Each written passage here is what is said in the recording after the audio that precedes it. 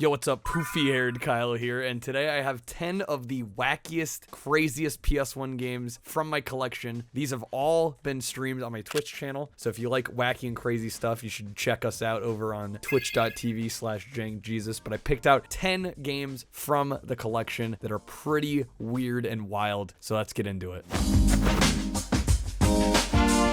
All right, and before we jump into the list, I do want to mention that this top 10 is going to be comprised of not only US released games, but also some Japanese imports and exclusives. Part of the reason I wanted to bring that up is because the first game here we got is a Japanese exclusive, and that is Choro Q Marine Q-Boat. Yeah, a little bit of a wordy, tongue-twistery title. This game is really great. This is part of the Choro Q franchise, which actually started as a Japanese toy car line, also known as penny racers in other regions, if you're familiar with those. This one was locked to Japan, and it's a damn shame because it's probably my favorite one yet. Just very unique game. We don't get a whole lot of racing games on the water that, you know, are really that good. Like, there aren't a whole lot of really great options to get like a really fun, like arcade style, fast paced boat racing game. Very unique, very different. This game just fires on all cylinders. I think it's definitely worth checking out if you're at all a fan of the racing game genre, especially the more zany, wacky, maybe kart racer spectrum of things. I really think you'll get a kick out of this one. Not only do you get above the water boats, but you get like submarines, like any kind of aquatic vehicle you could expect to get to handle in a game like this. It's got it. Just an absolutely fun time. Not only is there a great main race mode, but you also get a really fun mission mode with a wide assortment of different missions to complete. The progression is really nice in this game too, because you actually alternate back and forth between the main races and the missions. You get quite a bit of content out of this. We're talking, I mean, it took me almost 6 hours to beat this. Every second was worth it. I think part of the reason that it felt so fun the whole way through is it wasn't monotonous. You didn't have to replay races and just race after race after race. You get different maps, and not only that, but like I said, it alternates back and forth, which really keeps things fresh and exciting. Just lovely sense of progression in this. Can't say enough good things about this. Lots of content, good bang for your buck. It's not a very expensive game, one that more should know about.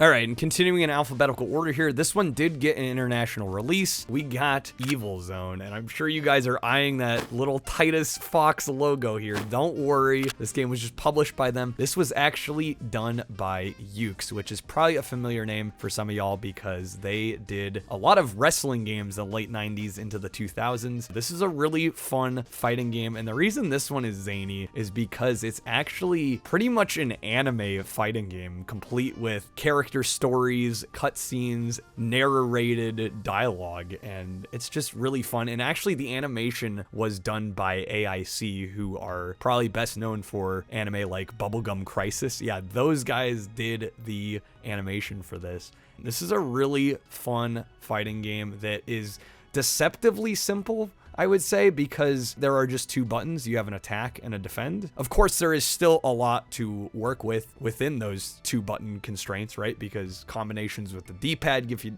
different moves and such. A little more stripped back compared to maybe the fighting games you're used to on the PlayStation 1, but I think it works really well. There is still a fair amount of depth to the combat in this, and there is quite a bit of a challenge even on, I would say, the normal difficulty. Like, you're gonna breeze through it. One of the reasons I recommend people play this is because the character storylines are just so weird and wild and out there. Very entertaining game, one worth looking out for. Evil Zone on the PS1.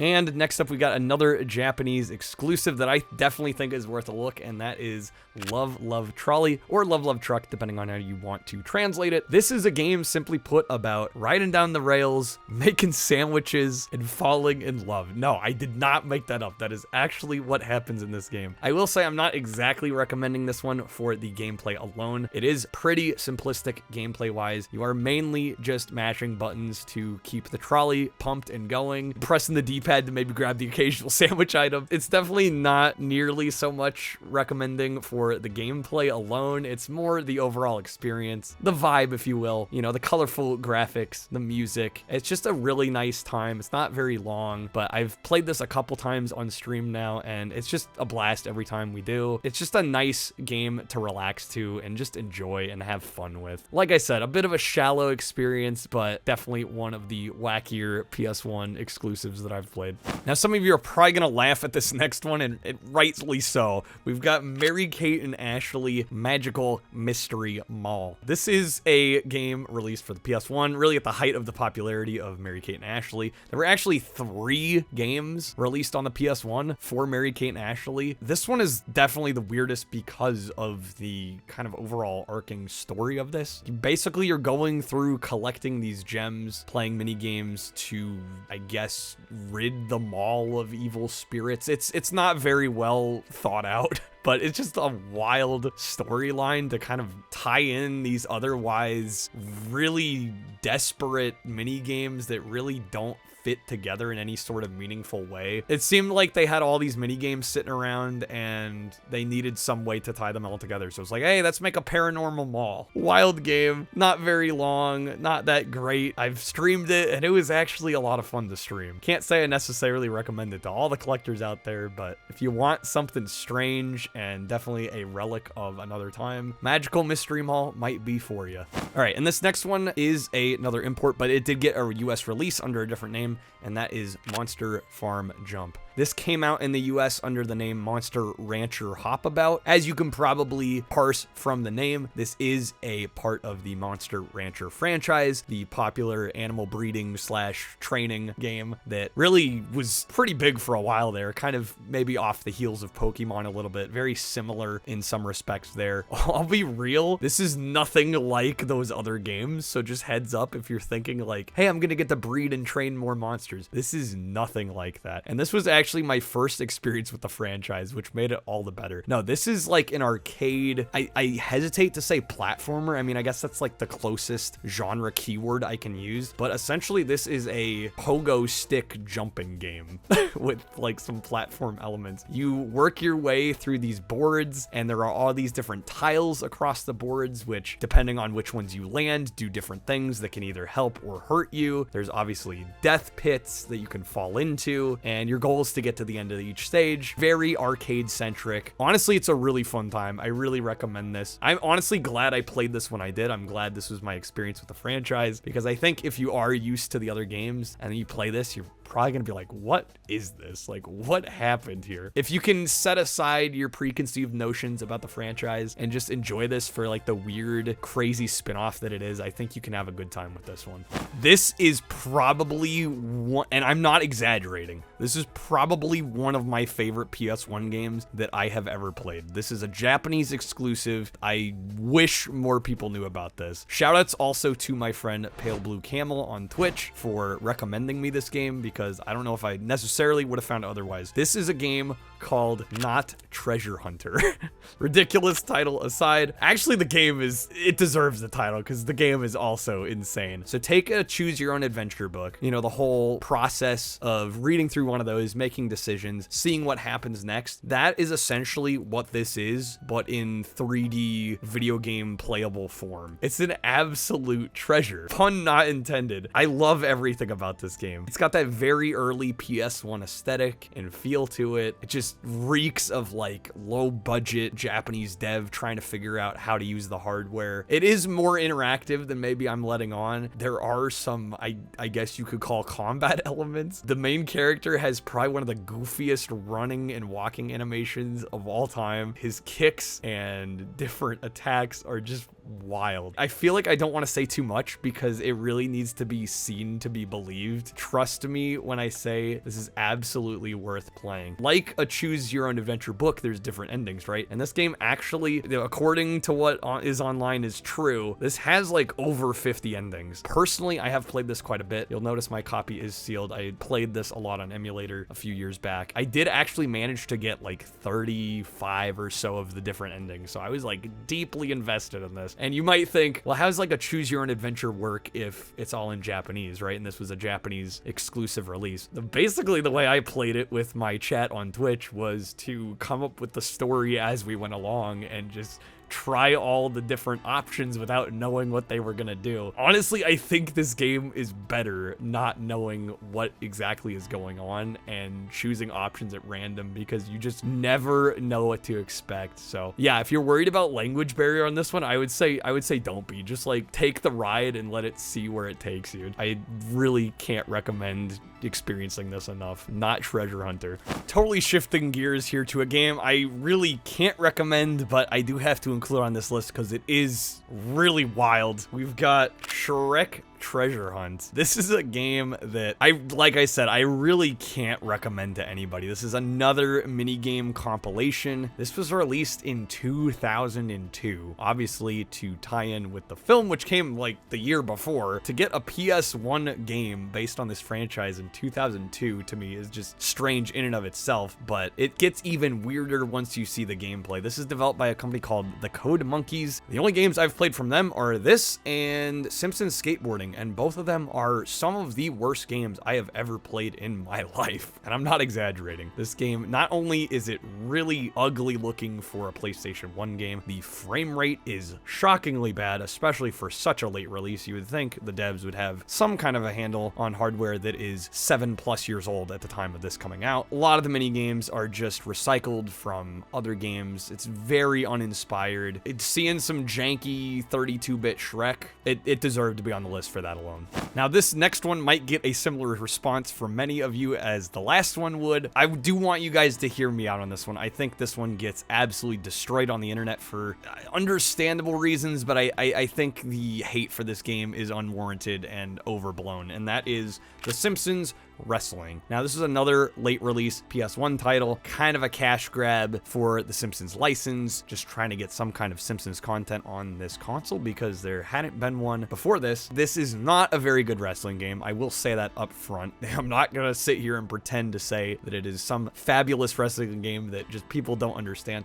No, it's not very good, but here's the deal. I picked this up with very low expectations way after it came out. Bought it for, you know, maybe 20 bucks. I have since played this on stream numerous times. I've actually 100%ed the game. I don't know, I just treat this as like a really janky, weird 3D, almost like pseudo fighting game instead of a wrestling game. Is it kind of an ugly game? Yes. Gameplay wise, is it pretty simple? Sure. But there are some crazy moves in this. You can tell the devs had some fun making it, even if it's not some polished product. A lot of characters just have these awesome moves. I love playing as Ned Flanders in this game, not only because he's just OP and just super fun to play, but also he gets not only like a lightning attack, he literally summons lightning from the sky with his special attack. Also, if he goes down, he gets like an instant revive every match, so he can die once and be resurrected. It's ridiculous. Can you guys not see the smile on my face? Like, I have such a good time playing this that I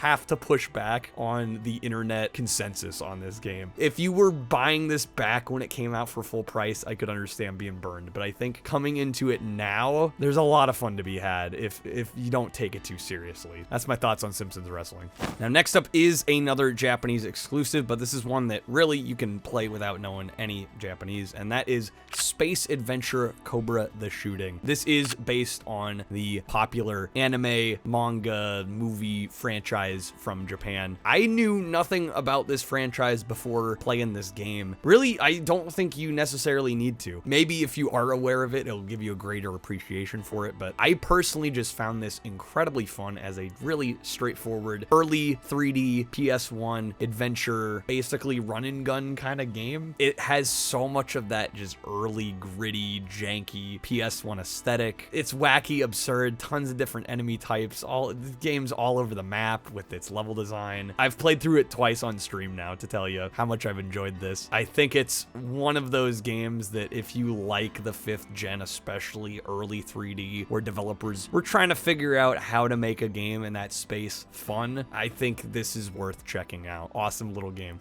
And last but certainly not least, we have probably the weirdest game on this list, and that is Yellow Brick Road. This is a game, just to give you some context, a game initially designed and developed for the Apple/Bandai Pippin. that console. So you can imagine, if you are aware of the games, I'll put in quotes, if you're aware of the software on that platform, you'll kind of know what to expect. This is essentially a glorified point and click adventure with some combat elements. I say combat elements, we'll get into that in a second, based on the Wizard of Oz property. It is one of the strangest games I've played, and to add to the strangeness, the first time I played through this was on a 24-hour marathon. I've only ever done that once, and probably not again, because staying up for that long, trying to be entertaining for that long, play games for that long was really tough. And I think if you experience this game well rested, it makes you feel like it's a fever dream. Not well rested, it like 10x's that feeling. This was really wild to play, especially in the state that I played it. Like I said, there are some combat elements, but it's unlike any other combat system I've ever played. It's not quite turn-based, because you can kind of attack whenever you want, but essentially your attacks are timed. Your goal is to push the enemies off the screen, and once you get them far enough off the screen or close to the back of the screen, they like give up and walk away. It's just like, it's so weird. Another one that has to be seen to be believed. No matter what I say, it's not going to do this game justice. So hopefully the gameplay is helping out a little bit. But yeah, this is one of the strangest video games I have ever played in my life, and probably ever will play in my life. All right, guys, and then I'll do it for today's top 10. Thank you guys so much for watching this video. Let me know down in the comments below if you've got any weird, wacky, absurd PS1 games that maybe I missed, or, you know, maybe I haven't played. There's definitely more to cover, even in my collection here. I'm streaming on Twitch almost every night. We do a lot of PlayStation 1, a lot of PlayStation 2, all over the map, retro games, and I love looking for these obscure, weird titles that probably haven't been seen by too many eyes. So if you guys like these kind of weird games, follow us over on Twitch. Thank you guys for watching, and take care. See y'all later.